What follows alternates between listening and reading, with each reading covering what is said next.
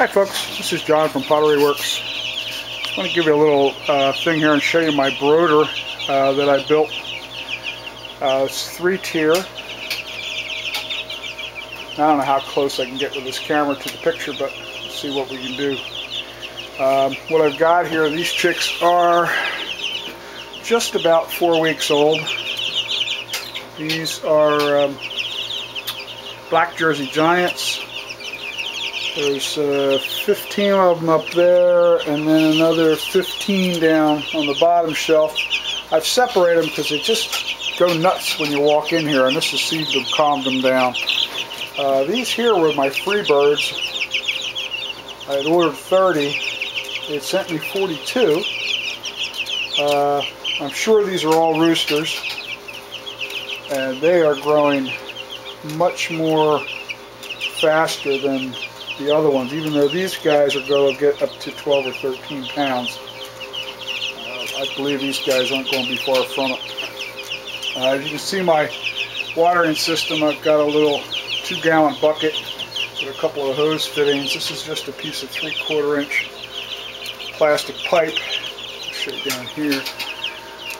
And these little nipples that you put in, they actually are able to drink from it quite easily. It's a 360-degree angle, so no matter what side they hit it, the water drops out. You can see right there. I built these automatic feeders. This is actually just a piece of PVC post. You could use a 4-inch, or this is a 6-inch. Now I had these. They're kind of expensive, like $35 or $38 for a 10-foot section. But I already had a piece, so I'm just using it as scrap. So it virtually is not costing me anything. You feed it in through the top, and as you see around the front, they just automatically feed themselves. Under each pen, I have a pan that slides out, and I'll change that.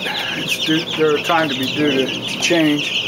This one here, I just want to separate, and you see that's been 3 hours, so that's not too bad. That's been a day and a half. So every day I'll usually come out and clean it. I can show you around the side here. What I did is, this is actually shelving, closet shelving, and this one here I made this one high because I've got turkeys coming. That one's 16-inch. This is a 12-inch. And once you put them together, it holds the hardware cloth on the bottom, and then I wrapped it with steel. The top one, I've got the light coming up through the bottom, but the inside ones, I just have regular light bulb fixtures with just a couple of regular light bulbs. So these guys are a little far along. They're going to be fine. They've got a lot of their feathering in, so they've been fine so far. This one here will get up to about 80 degrees. These guys here is about 70, and they seem to be doing fine. The reason I built this is I got a bunch more turkeys coming on the 18th, and then on May 2nd or 3rd I have more chickens coming. So I needed some more room to put in some day-old brooders. I'm just going to use plastic tubs until they get old enough, and by that time these guys will be out of here. But I'm going to show you how to make one of these little feeder. It's actually just pretty easy to make. I'll be right back. Okay, I'm back here. What I've done is, this is part of the fence section. I took this on my bandsaw. Let me make sure I'm in the picture. Took this off of a section. Cut this off with my bandsaw at about 25-degree angle. Then took it up this way and cut this little notch out for the feed. I took a piece of just galvanized steel. This is 26 gauge. And all you really need is one of these. This is for doing aluminum trim on a house. I had this bigger one, but this is more of aluminum, and it broke because it just won't take the bending of the hard steel. Alright, so what I did is I cut out a section and just virtually made a little pan out of it. as you can see, and then this mounts this way, and once you put it straight, the feed drops right out. It's virtually automatic. Just keep it full. Now all I did was take a couple of just plain sheet metal screws, self-tapping.